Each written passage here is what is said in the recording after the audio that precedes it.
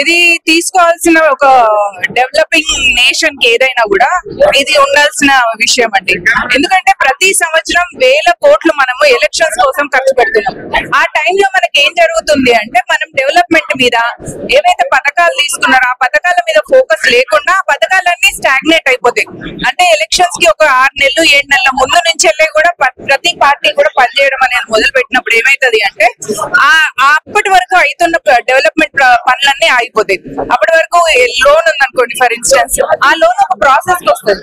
ఆ ప్రాసెస్ కి వచ్చిన తర్వాత నెక్స్ట్ ఏమైతుంది, మళ్ళీ కన్ఫ్యూజన్ అయితే మళ్ళీ మొదటికి వస్తుంది అనమాట.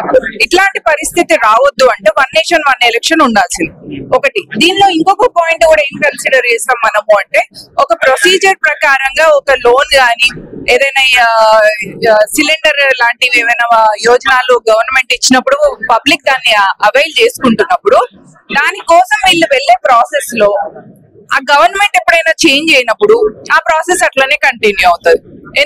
ఎందుకంటే అక్కడ మనము ఆ ప్రాసెస్ ని స్టాగ్నేట్ చేస్తలేం ఎలక్షన్ వల్ల. అండ్ అటు ఒకసారి ఒక ఎలక్షన్ అయిపోయిన తర్వాత ఆ గవర్నమెంట్ డెవలప్మెంట్ మీద ఫోకస్ చేయొచ్చు. నెక్స్ట్ ఏ గవర్నమెంట్ వచ్చినా కూడా ఎక్కడి నుంచి అయితే ఆగిపోయిందో అక్కడి నుంచి కంటిన్యూ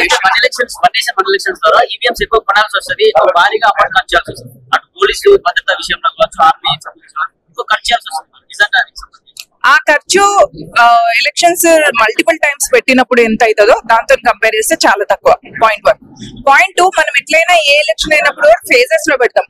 ఆ ఫేజెస్ లో పెట్టినప్పుడు అదే ఫేజ్ లో కంటిన్యూ అవుతుంది. అప్పుడు ఈవీఎంస్ ని మనం షిఫ్ట్ చేయగలుగుతాం.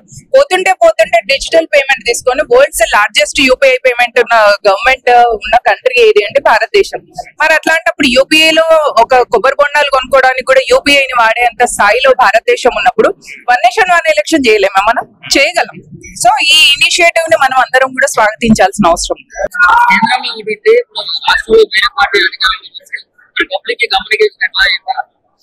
ఫర్ ఇన్స్టెన్స్ ఇప్పుడు ముద్రా యోజన గానీ, ఉజ్వల స్కీమ్ కింద సిలిండర్స్ గానీ, పిఎం ఆవాస్ యోజన కింద గానీ ఇవన్నీ ఏమైపోతాయంటే వాటిలలో కంటిన్యూటీ ఉంటది. ఎందుకంటే భారతీయ జనతా పార్టీ ఒక కమిటెడ్ గవర్నమెంట్ కాబట్టి, ఒక కమిటెడ్ పొలిటికల్ పార్టీ కాబట్టి, ఎథిక్స్ ఉన్న పార్టీ కాబట్టి ఇక్కడ ప్రజలకు ఎట్లాంటి ఇబ్బంది ఉండదు.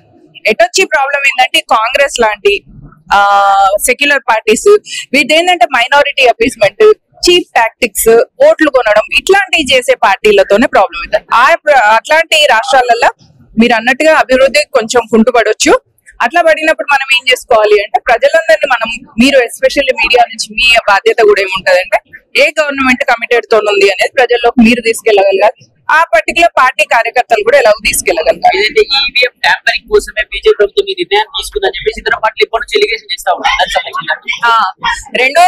నుంచి 2014 వరకు అయితే కాంగ్రెస్ గవర్నమెంట్ ఉంది కదా, చేత కాలేదా? అప్పుడు వాళ్ళకి చేత కాలేదా? 2014లో నరేంద్ర మోదీ ప్రభుత్వం ఎట్లా వచ్చింది? పాయింట్ 1. మరి నరేంద్ర మోదీ తాత ముత్తాత కాంగ్రెస్ లో ఇటలీ మాతలాగా వంశపారంపర్యంగానైతే ఏమంటారు రుబాబ్ చేస్తలేరు కదా భారతీయ జనతా పార్టీ గానీ నరేంద్ర మోదీ గానీ, అట్లాంటిది లేదు. మరి ఆ లెగసీని మేము లేకుండా కూడా ఒక ప్రజల నుంచి వెళ్ళి ఛాయంకున్న ఒక మధ్య తరగతి వ్యక్తి ఈ రోజు దేశానికి ప్రధానమంత్రిగా ఉన్నాడంటే మనలాంటి ఒక మిడిల్ క్లాస్ వాళ్ళు కూడా దేశంలో మనం ఏదైనా చేంజెస్ చేయాలి అనుకున్నప్పుడు ఆటోమేటిక్ గా మనం కూడా పాలిటిక్స్ లోకి వెళ్ళొచ్చు అనే హోప్ వస్తుంది. కాబట్టి అట్లాంటి హోప్ ని తీసుకొచ్చిండ్రు. ఈవీఎం ట్యాంపరింగ్ అని అంటున్నారు అంటే కాంగ్రెస్ 10 ఏళ్ల పరిపాలన చేతగాని చేయవచ్చిన పరిపాలన అని వాళ్ళే ఒప్పుకుంటున్నట్టు.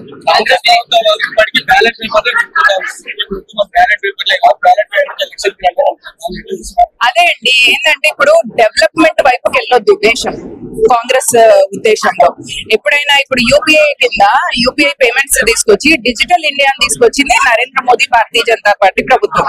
ఏదైనా ట్రాన్స్పరెన్సీ ఉండాలి అని చెప్పేది కూడా జన్ధన్ ఖాతా కింద అన్ని కోట్ల బ్యాంక్ అకౌంట్స్ దించినాం.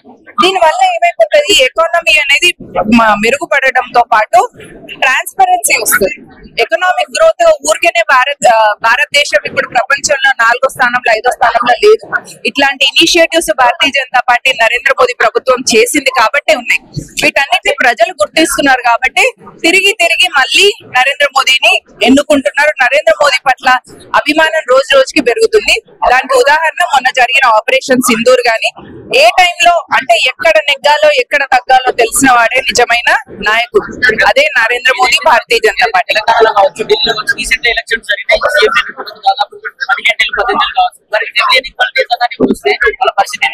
ఎక్కడ మీరు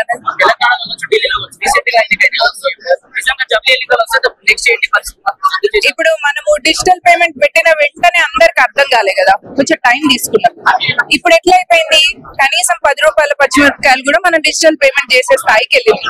వాళ్ళకు కూడా తెలిసిపోతుంది మనం 10 రూపాయలు వేసినామా వేయలేదా అనేది వాళ్ళకి తెలుస్తుంది. కొత్తలో ఎట్లుండే, వాళ్ళకి మనం ఇచ్చినామని అనుకునే వాళ్ళం, వచ్చిన తర్వాత కొన్నిసార్లు ట్రాన్సాక్షన్ కాకపోయింది. So everything takes time. ఒకసారి టైం తీసుకొని అది డెవలప్ అయిపోయింది అని అంటే ఆ ప్రొసీజర్ లో ఇది ఒక బెస్ట్ ఇనిషియేటివ్ అయిపోతుంది.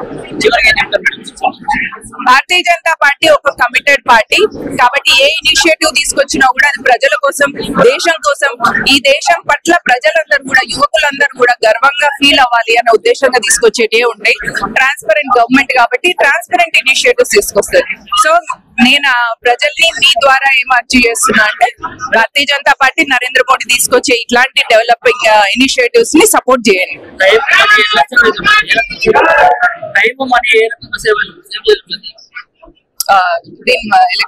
అదే అండి, ఫస్ట్ థింగ్ ఇప్పుడు ఒక్కోసారి ఎలక్షన్ అయిపోయింది. ఇప్పుడు కేంద్రంలో 23లో ఎలక్షన్ అయిపోయింది అనుకోండి, సెంటర్ లో మన స్టేట్ లో 24లో ఎలక్షన్ ఉంది అనుకోండి. 23, 24 మొత్తం మీకు ఎలక్షన్ మూడే ఉంటది. That is the disadvantage. ఎందుకంటే ప్రజలు ఆ ఎలక్షన్ మూడ్ లో ఉండాలని అనుకోరు. ఎందుకంటే డే టు డే లైఫ్ లో వాళ్ళు ఒక లోన్ కోసం అప్లై చేసిన, ఒక సిలిండర్ కోసం అప్లై చేసిన, ఒక బిజినెస్ పెట్టుకుందామని చెప్పేసి ప్రధాన మంత్రి యోజన కింద అప్లై చేసిన, ఒక ఇల్లు కోసం వాళ్ళు అప్లికేషన్ పెట్టుకున్నా కూడా అది ఎప్పుడు వస్తుంది అనే ఆలోచనతో ఉంటుంది. అది ప్రజల హక్కు, వాళ్ళ అధికారం. అది ఇవ్వాల్సిన బాధ్యత ప్రభుత్వాలు. కాబట్టి దీని వల్ల టైం సేవ్ అవుతుంది, నో డౌట్ మనీ కూడా సేవ్ అవుతుంది.